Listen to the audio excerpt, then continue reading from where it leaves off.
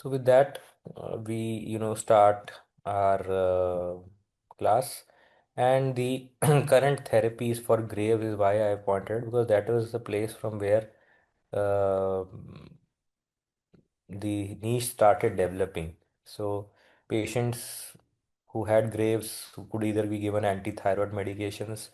We know about neomercazole and all, that is what we usually give for antithyroid medication.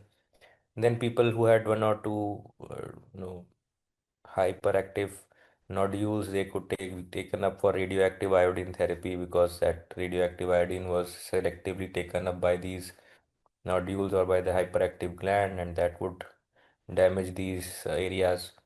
Then third was, of course, surgery. You could remove the entire gland itself and thereby reduce the thyroid hormone production. So the problem with these options were two. One was that some of the patients were not fit for any of these treatments. They were having issues with the medication. They were having side effects of medication. Um, then maybe not fit for radioiodine therapy, pregnant females. Then third would be surgery, and surgery again, not most people are fit. Then already hyperthyroid patients, they may have added issues. So surgery related thyroid storm, all other issues were there. So some of them were just not fit. While more commonly, there was a patient profile who did not want these treatments. They were not looking for surgery. They wanted to avoid surgery or even radiation per se. So of course, radiation was still considered good in hyperthyroid patients, but if the patient was euthyroid, it did not have these toxic nodules, that became another subset who was looking for an option, even if they were non-grave uh, patients. So the group one, there was a patient who were poor surgical candidates, and also patients who cannot tolerate antithyroid drugs. So these two patients, did not have much of an option. So they were looking for a treatment which could, circumvent both these things.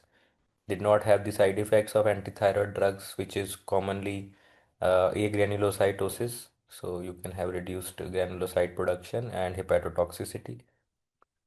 And the second group was a young woman of childbearing age, refuse radioactive iodine therapy as they affect pregnancy.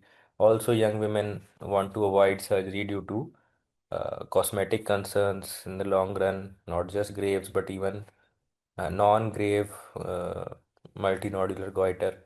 Patient don't want a big scar. They don't want to be hypothyroid for life. So this is that third group, large goiters who have hyperthyroidism. You don't want them to be able to, they don't want surgery. They are usually high risk surgery, storm, increased vascularity, so increased bleeding risk, and often difficult to control with medication alone. So again, another group which was looking for something that could help them take care of their disease. So there is now a very definitive need for alternative treatment option, that out of which we will be discussing one of them today. So the two options as I discussed, one is in thyroid that interventional radiologists can give is ablation. Ablation is heat-based treatment of these enlarging glands, and either it could be RF or radio frequency ablation, it could be microwave ablation. And second is embolization. Embolization is, you can have thyroid artery embolization. In ablation, you are destroying it with heat. In artery embolization, you are occluding the vascular supply and therefore causing ischemic necrosis of the gland, which can help in reducing the thyroid gland volume and also the number of thyroid cells which are hyperproducing the hormone. So ablation, as I already told, I'm not covering it today, but it is more ideal for single or few nodules and the volume is less than 30 cc for any one nodule.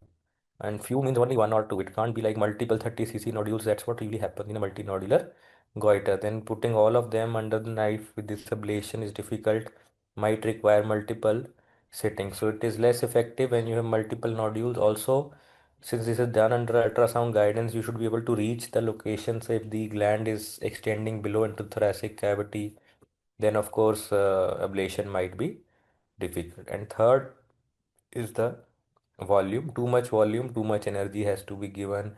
We have to ablate small areas of the nodule. So there's a lot of ablation if the gland is bigger than 3 or 4 centimeters. We leave more than 4 centimeters. Try to prefer embolization as a single sitting. So there were papers. It's not something that, we are just saying that we do it and it's a good treatment.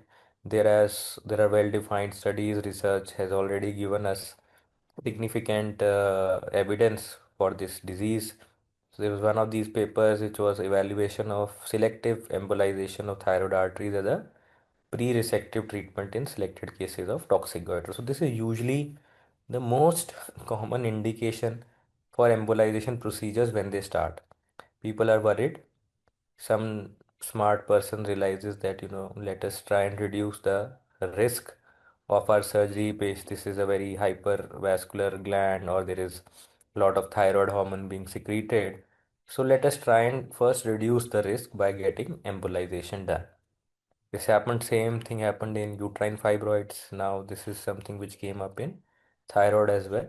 And the lowered, what happened, what they saw was that the procedure lowered the operative risk. Of course, the vascularity has come down, bleeding is down, your size has reduced a little by the time the patient gets admitted for OT in foreign countries. Here, everything is sometimes available in private setup, but same way in government setup in India or abroad, they have to wait for their turn, and in the meantime, they showed that many of these patients' thyroid status only improved, their medications reduced, their size reduced, and the risk of the procedure further came down.